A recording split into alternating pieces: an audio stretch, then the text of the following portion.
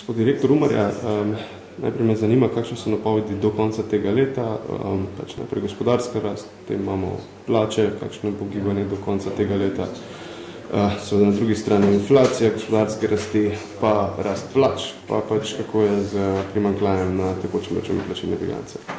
Glede gospodarske rasti v letošnjem letu pričakujemo njeno nadaljnje umiranje. Lani je znašala 6,8%, kar je bila najvišja rast v tem osamosvojitvenem obdobju. V prvem polletju letošnjega leta se je že nekoliko umirila, znašala 5,5% in predvsem pod vplivom umirjenja mednarodnega okolja pričakujemo, da se bo to umiranje nadaljevalo tudi v drugem polletju letošnjega leta. Skupna gospodarska rast bi naj tako leto znašala 4,8%. Do nekoliko večjega umiranja pa bo prišlo v letu 2009, ko bi naj gospodarska rast po naših sedanjih pričakovanjih znašala 3,1%. V bistvu je umiranje gospodarske rasti v veliki meri posledica cikličnih dejavnikov, to pomeni umiranje gospodarske rasti na svetovni ravni, kar se bo v Sloveniji izrazilo predvsem v nižjih stopnjah rasti izvoza in pa tudi nižjih stopnjah rasti investicij. In to bosta ključna dejavnika, ki bosta privedla do tega umirjenja gospodarske rasti. Pri tem pa je seveda potrebno oziroma pomembno poudariti, da bo gospodarska rast kljub temu umiranju še vedno precej presegala gospodarsko rast, ki se pričakuje v ostalih državah evrskega območja in sicer za nekje med 2 do 3-krat, kar z drugim besedami pomeni, da bo tudi takšna upočasnjena gospodarska rast omogočila, da Slovenija nadaljuje s postopnim približevanjem razvitejših članic evrskega območja. Na področju trga dela prav tako po relativno dobrih rezultatih v prvem polletju pričakujemo, da se bodo ti v drugem polletju nekoliko znižali, da bodo stopnje zaposlenosti nekoliko nižja kot je sedaj, kar že nakazujejo tekoči podatki, ki prihajajo na mesečni ravni. Glede plač bo ta letos višja, da je bila v lanskem letu, tudi bo višja od rasti produktivnosti. Tukaj sta dva ključna razloga. Prvi razlog je ta, da je bila inflacija v lanskem letu precej višja, kot je bilo pričakovati, in ta višja inflacija se je v precejšnji meri prenesla tudi v rast plač v letošnjem letu.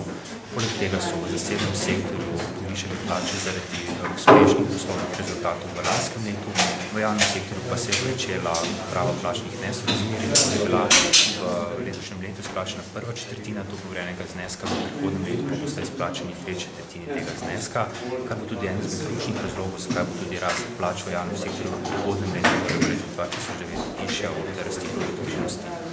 Glede inflacije se je ta v zadnjih 3 mesecih v Sloveniji in tudi v ostalih državah evrskega območja že začela zniževati.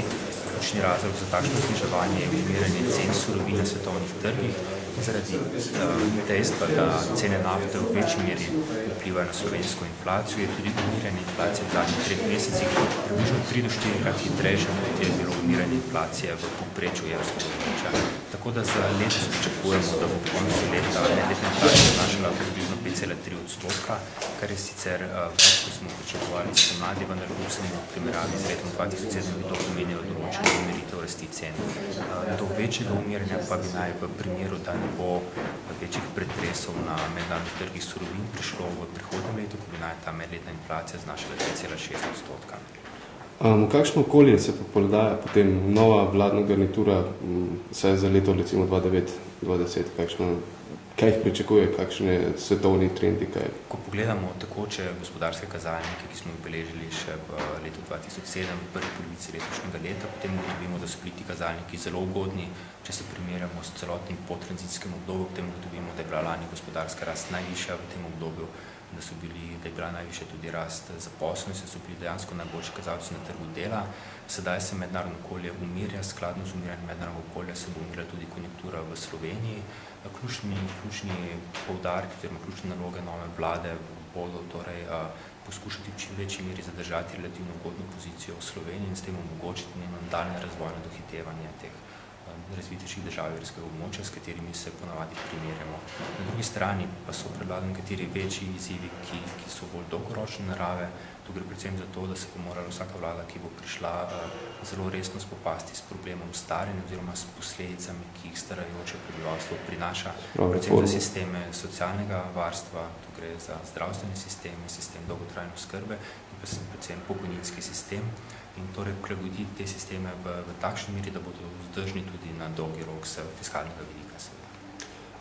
Kakšno bo pa sodelovanje z novo vladno garnituro, kakršnokoli pač že bo? Kdo bo pač njen prvi mož? strani vašega urada?